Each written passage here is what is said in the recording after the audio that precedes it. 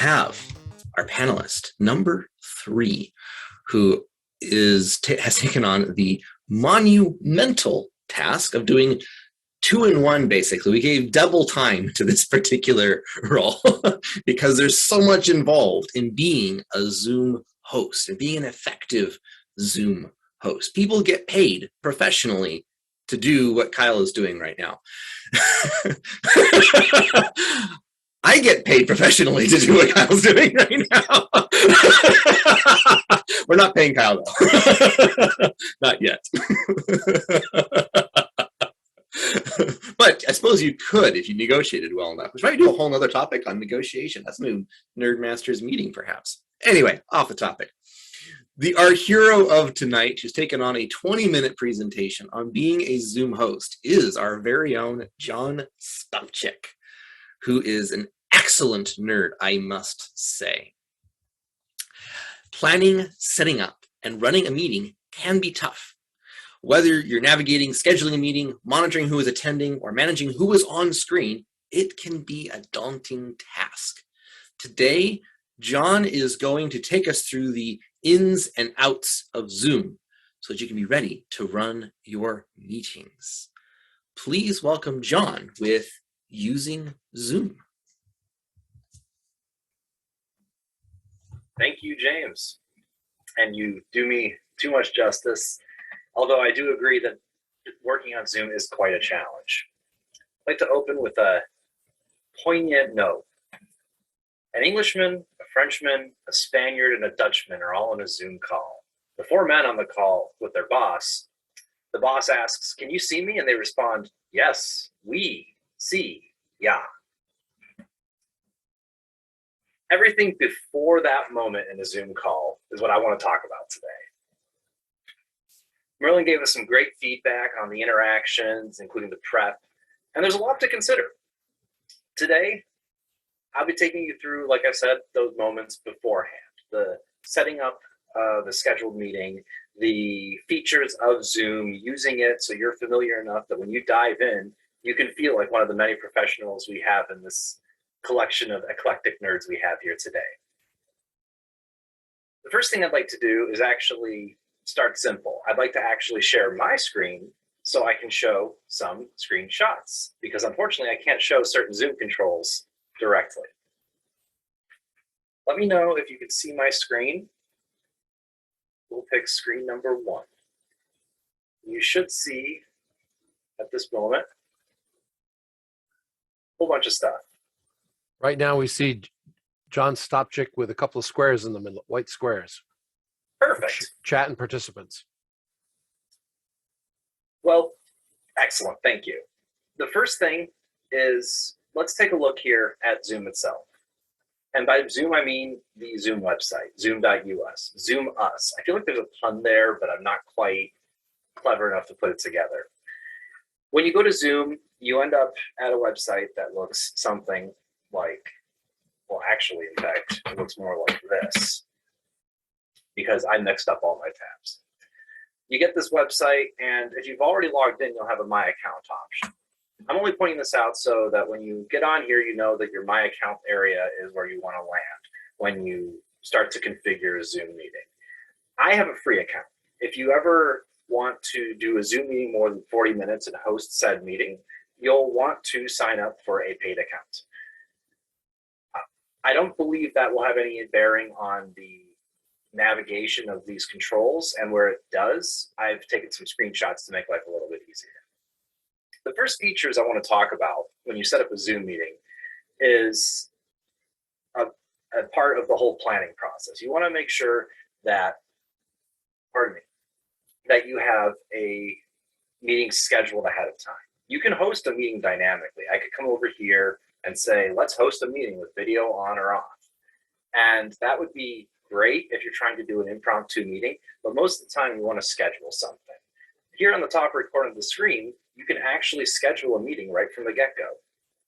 Scheduling a meeting lets you plan it ahead with a certain time, and it'll actually let you generate a link. That's really where the benefit from this comes from. I can say my sample meeting, and I'm not going to go into too much detail here because we'll be talking about some of these things as we move through our discussion. I'm going to set my meeting for, oh, I don't know, tomorrow at 9 p.m. I'm not actually going to it, so who cares?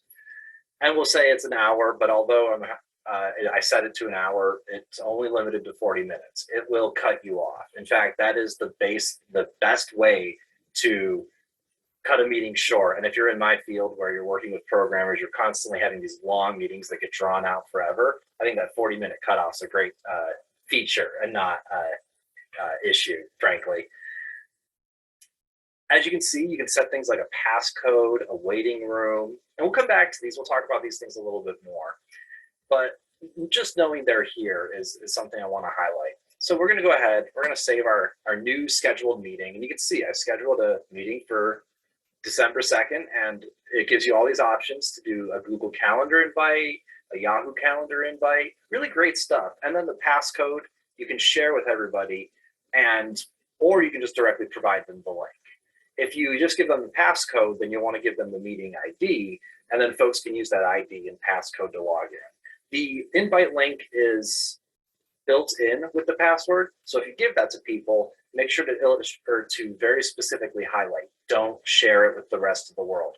Otherwise, you might get some nefarious actors jumping in your meeting, and there's been some great stories on the internet that I don't really encourage you to look up unless you want to be disturbed by some really weird people. I can go ahead and hit start on this, and it will actually tell me to launch the meeting. And so people could jump in early, but you really don't want to start the meeting until you're ready to either hit your 40-minute limit, or if you've got a paid account, you can start the meeting whenever you feel comfortable. I think other people here would recommend 30, 15 minutes. You want to get into a meeting ahead of time so folks can get in, of course, but that's not what we're talking about here today. We're talking about settings. When you schedule a meeting, again, be sure to send out the links to all of the meeting invites, or include the passcode and the meeting ID. And that's just the first step. You want to be ready to be able to handle the controls.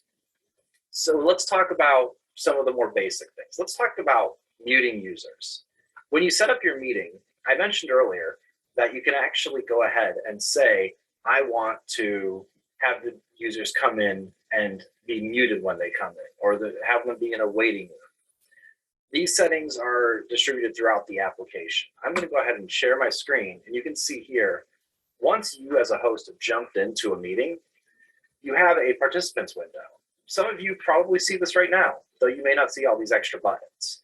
If you click on the little triple ellipsis here, they're really just a singular ellipsis with 3 dots, you can say mute participants upon entry. You have the option to allow participants to unmute themselves, or you can be the controller of the keys. You can be the one to unmute people. Depending on what you want them to do, this may or may not be a good feature. If you're working with people who like to cause a ruckus, maybe you want them to all be muted by default. With folks like us, with the Nerd Masters, you're pretty safe to bet that the folks here will mute themselves. But having them come in muted on entry is something I advise for everyone. It's just a pro tip. If you're going to enter a meeting, you don't want all the noise in the background of someone vacuuming, influencing the meeting. And I'm sure the host doesn't want that either. As you can see here, you can control the enabling of the waiting room and some other key features here. We'll be talking about that here a little bit more in a little bit. When you're setting up a meeting, you can actually configure a lot of things like this. If we go back to settings on the Zoom website, you'll see that there are just tons of in-meeting settings. The waiting room, by default, I have it enabled. Obviously, I think that's a great idea. As one of our members has pointed out, muting on entry is good etiquette. So that's another good reason to have people muted on entry. Coming back to the scheduling of the meeting, you can see here that you can actually limit audio types and audio configurations. There are a lot of settings here. I don't want to go into them all. I actually do want to go into them all, but 20 minutes literally is not enough time to talk about everything you can do with the settings area of Zoom. As I mentioned before, the waiting room is another key feature. I want to come back to that and just emphasize it for a moment. If you've got the waiting room, then you can authenticate people before they're brought in. It's another form of Zoom etiquette. If you don't have the waiting room, then when people jump in, they're just taken right to the Zoom meeting. On top of that, if they've got something on their screen they shouldn't already have on their screen, they have no recourse. They have no way to be warned or ready to either turn off their screen, or if God forbid a nefarious actor comes in, you can't filter them. And that's another great purpose of the waiting room. You can also, as I said before, you can enable and disable the waiting room while you're already in the meeting. As you can see here, you've got the enable waiting room feature checked. It's good practice to always do that. Just do it. That's the takeaway here I'm trying to get across. In addition to waiting rooms, there's also all the different permissions people can be given for a meeting. Some of those permissions, as I've alluded, can be set right up in here in the Zoom scheduling interface, the settings interface. You can come in here and go to security. You can enable things like the waiting room or various chat settings. If this is daunting to you, you have two options. You can either Google it, or when you're already in the meeting, most of these features are already available to you. And I strongly advise you, before you do run a Zoom meeting, to run a sample Zoom meeting ahead of time. If you do this, then you can experiment with all these settings, see what's enabled, see what's disabled. If something's missing and it should be there, you think, then you can search, why is so-and-so missing? And Zoom, and it will be on Google. There's enough people using this application at this point that any question you have should be answerable. Take, for example, turning on the camera or chat settings or unmuting or sharing your screen. Let's talk about chat settings for a moment. As you can see on my screen, I've shared, once again, another screenshot. And all of you should be able to see in your chat window various options. Those, you may not have some of these. If you're not the one running the meeting, again, you may not see certain buttons. That's why I've taken the liberty of making a screenshot here. If I want to ensure that only certain people can chat, you can click the ellipsis, and one can go in and say only hosts and co-hosts. One can say only everyone. One can say anyone or only direct contact. By controlling this chat flow, you can ensure that certain people can only talk to certain people. Personally, I'm one who likes to see everybody chatting with everybody. This is one of the situations where I rarely would actually say, I like to leave the setting open. That said, you do have these options. There are other permissions to consider. One of my favorites, the one I'm doing right now, and obviously I said this before, screen sharing. Screen sharing is a miracle of technology, in my opinion. You can show people what's on your screen, and you can pick your screen. I've got 3 over here, and I actually really appreciated the feedback earlier on about when I asked, hey, or what are you seeing on my screen? That's because I'm not sure which screen gets shared by default, because I don't actually number my monitors and put little sticky notes on them, and I never will, because I don't like sticky notes. They clutter things up. So talk with your audience. That's what I'm trying to get at.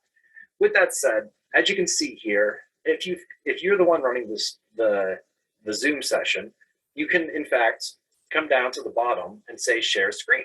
Click this little arrow, and you actually get several options: the number of participants who could share and advanced sharing options. And as you see, I've already opened that up here in my screenshot.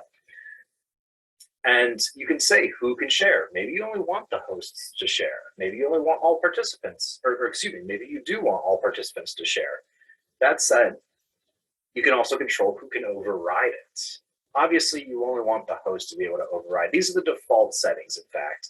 And so you don't really have to worry about this sort of thing, but it might be worth looking at before you start the meeting if you don't want someone suddenly trying to take over the screen share. Or maybe someone fat fingers it and slips when they're trying to click the chat window or something, or they want to click the record button. Having these controls is a really nice advancement in all of this, and I love being able to share content. We watched a YouTube video earlier, and being able to show that information is just so cool. It's one of my favorite things. As you can tell, I'm kind of enthusiastic. Additionally, there's camera settings. Maybe you don't want people to have their camera on when they join. That's probably a good practice to start. And again, I've taken some more screenshots here. And you can see I've got a picture of me yesterday in my not a great striped shirt, but whatever. And you can actually control who can, excuse me, I had a cough there. You can actually control the number of participants displayed in the gallery by default. So whether or not you want to have a ton of people on the screen or less people on the screen, it lets you see more detail if you let less people on the screen, as you'll have more people, or excuse me, more real estate for each individual. Also, maybe smaller monitors aren't, or maybe are more common for certain individuals. You can you can actually have a setting here, a check mark, where you have the video off when someone joins the meeting, so they have to actively go out of the way to turn on their video. That's a good default to have. If you let everyone have their video on by default, they might be doing something on camera that they don't want to do on camera when they land. You want to give a person the peace of mind that when they land into a meeting, that they're not immediately going to be drawing everyone else's attention. And that's actually a good rule of thumb in general when you think about all these settings. I know I'm often running across the house when I jump into a meeting because I have to take care of some last minute thing. In fact, today I did that when I was prepping dinner. I jumped in the meeting, realized, oh no, I forgot to take out the food to defrost. I ran out to the kitchen. I have no idea what anybody was talking about, but I know that when I came in the meeting, my video would be off and my audio would be off because I know this team, I know the settings they use, and I know that they weren't going to be too confused when I jumped in if I was on mute and had my video off. So that's my long way of saying, leave video off by default, leave people muted by default. You'll be happier for it. Everyone else in the meeting will be happier for it. You can also hide non-video participants. If someone's not on video, they won't appear in the gallery. That's a yes or no situation. That's really preference based. I'm not sure if there is an etiquette note. If someone wants to put that in chat, if there is some form of etiquette there, I'd love to know. There of course is also the enable stop incoming video. That's similar to turn off my video when joining the meeting. Enabling stop incoming video is another setting that enables video from appearing on your screen. Well, I believe we'll be talking about that shortly. And then, of course, see myself as the active speaker while speaking is kind of a cool automatic feature. That's a personal preference thing, whether or not you want to see yourself while you're talking. I don't like seeing myself while I'm talking. I don't see myself right now, and I'm glad for it. So there are just a few settings that you can do for permissions. Video, chat, unmuting, sharing settings, all really great stuff. Someone didn't like my sticky notes comment. I'm sorry. The next thing I want to talk about is something that I consider advanced: breakout rooms. Breakout rooms are another generally just really cool thing. As you can see, I've brought up another screenshot. Breakout rooms are what I would consider one of the advanced features of Zoom. Sometimes you want people to collaborate in smaller groups. Recently, we've done some training at my office where we had to break out teams into individual groups for a brainstorming session. And the idea was to create an environment of cross-pollination. And then we could have the individuals randomly assigned into other rooms so that individuals would work with different people in really quick succession. Using these breakout rooms is fairly straightforward. If you are an administrator, if you're a host or a co-host, then as one of these roles, you can create a breakout room by going down to the bottom of your screen. As you can see, I believe you can see my mouse. I hope you can. If you can't, it's in the bottom right quadrant of my screen, and it's highlighted. When you click that, you're given an immediate pop-up, as you can see here, that says Create Breakout Rooms. And you can either have them assigned automatically or assigned manually. If they're assigned manually, you'll be presented with a window where you can actually click Assign on each individual user. If they're assigned automatically, then with every room you have, all the users in the current meeting will be assigned, well, randomly when you hit Send People to Breakout Rooms. There's also the option to let participants choose. I've never actually seen this used in practice, though I'm sure there's some situation where it's been useful. Otherwise, it wouldn't exist in the app. Someone clearly asked for it. As you can see in my next screenshot, once you've set either automatic or manual or what have you, you're presented with another screen, Breakout Rooms. And these are the actual rooms that you have available to you. On the bottom middle, you see an Add a Room option. You click that and you can name another room. You can create as many rooms as you want. There's what, 25, 30 of us here. Maybe we want to break people out into 5 or 6 rooms. So I create 5 or 6 rooms.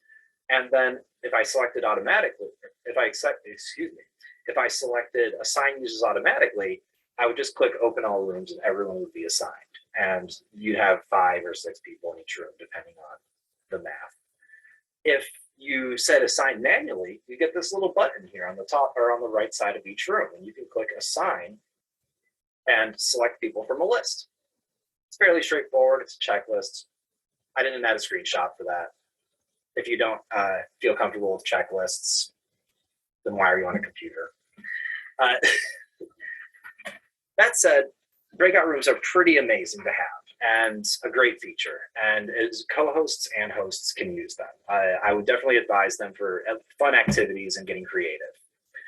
I gotta give a shout out to James. He also reminded me that yes, you can actually reassign and rearrange people even if you automatically assign people to rooms. So you have that option, and you do have some flexibility there when you want to play around with different powwows and brainstorms and what have you. The next thing I want to talk about beyond breakout rooms is recording. Recording is, in my opinion, one of the trickiest parts of Zoom. Now, on its own, it's not particularly tricky in that if you want to record something to your local machine, great, fine, easy. You go down here, and as long as the Zoom host or the person whose account it controls the Zoom meeting enabled it, you just click record. It'll ask you if you want to record it to your machine. If it's not enabled, it will ask you to inquire to the Zoom host. You'll actually get a pop-up window. I did this earlier today by accident, in fact. Remember how I said you can accidentally click these buttons? Well, I was clicking breakout rooms and I accidentally clicked record. I got a message and it says to me, please ask the Zoom host to enable recording on your local machine. That's something the Zoom host can do either with the meeting settings in, as I showed you earlier, the settings section over here, or I believe the Zoom host has that capability in the meeting itself. When you do that, you'll be presented with a little recording message in the top. You can't see where I'm pointing at my screen. What am I doing? You'll see it in the top left corner of your screen. Additionally, when the meeting is over, you'll get a pop-up once you close the meeting, and that message will say to you, where do you want to save this file on your machine? And there's a default location. I think it's users/your username/Zoom or something like that. I should have a note of that, and I don't recall, but it will open automatically, and that's a really great part of it. The folder will open, and you'll be presented with your Explorer bar, and you'll be able to save your video to your folder. Additionally, that's where we'll save the chat messages. So you'll also be able to save your chat with that chat window. I'm going to go back a few screens, and you'll see here that you can actually save the chat when you navigate chat on your application. So all of you, if chat is enabled currently, should have that ellipsis and be able to click Save Chat, and it will put it in the same folder structure that you'll find the video in.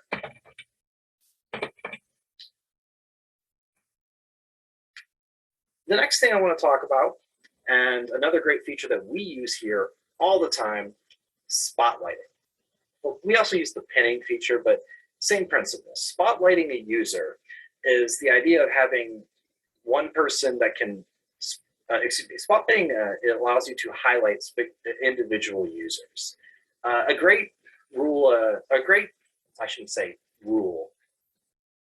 technique to make this smoother when you're running a meeting is to actually have a co-host and have that co-host assign spotlighting while the host is doing the other tasks related to Zoom. Having a host and a co-host is fairly advisable, as it's really helpful to ensuring that the smooth transitions occur during your meeting.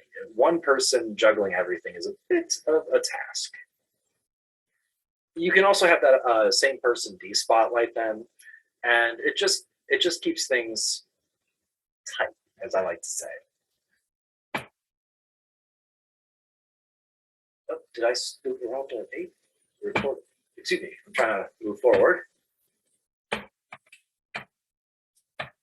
I did not take a. Oh, here we go. Great. I thought I had took a picture of spotlighting. With spotlighting, you can actually click the ellipsis on a user's video. And when you do that, the ellipsis will always appear in the top right corner. You can actually say add spotlight and go through individual users and use that same feature. As you can see here, the ellipsis on a user's video is actually incredibly useful. You can do direct controls of their audio. You can stop their video. You can pin them so that they are on the top of the gallery view being when everybody's on screen all at once. You can even manipulate their profile picture, which I think is a little invasive, I think. Just saying. But whatever, yeah, sometimes people might put offensive things in their pictures, and you've got to be, as the host, someone who can control that sort of thing. I mentioned co-hosting options, and I want to take a moment to talk about that. Co-hosting is a feature that's not necessarily enabled by default. You can go into your meeting settings, and actually I'm going to go over here and say in meeting basic, and you can see in real time that I can control if a co-host is allowed to be enabled in a meeting. You'll want to make sure this is enabled if you're going to be doing a Zoom experience of some sort. Otherwise, you won't be able to make someone a co-host in the meeting. My one regret is I didn't actually take a screenshot of the make co-host feature. But I do believe, and by believe I mean I've done this before, so I'm 95% certain it still works this way. When you go into the Zoom video view over here, you can actually also make someone a co-host. You'll be presented with that option when you hover over their video. If someone else can correct me if I'm wrong there, I think our host could confirm that, but it should be that way. It's also in the participants tab. John, you are correct that I, as host, if I hover over one of the members in the participants list and click on more, one of the options I have is make them a co-host. Thank you, Kyle. Perfect. Fantastic. Co-hosting, I'm going to say it twice, 2 more times. Co-hosting. Get someone to act as your number 2. Have you ever watched Star Trek whenever Jean-Luc Picard looks at Riker, he tells him he's like number 1. And he always calls him that because even though he's technically his number 2 and Picard is number 1, your number 2, the person who's helping you, they are one of the most important person in your life, and they're going to be helping you constantly. So I'm glad to emphasize that, and I'll keep emphasizing it moving forward. One of the last things we were talking about was spotlighting. And something that I read on Twitter not too long ago was not muting your mic is the new reply all. And that made me chuckle. The takeaway here is that I hope that some of these things that I've told you are some good advice that maybe was either new information to you or was an insight that I could provide. This stuff doesn't come naturally to everybody. It's not always easy. And I want you all to hopefully learn something from this. And if not, or if you have questions, hit me up in chat. I will gladly give much more information that I can look up in real time. But there's so much more that I could talk about, and I only have so much time. So thank you all for giving me your time to talk about this today. Game over.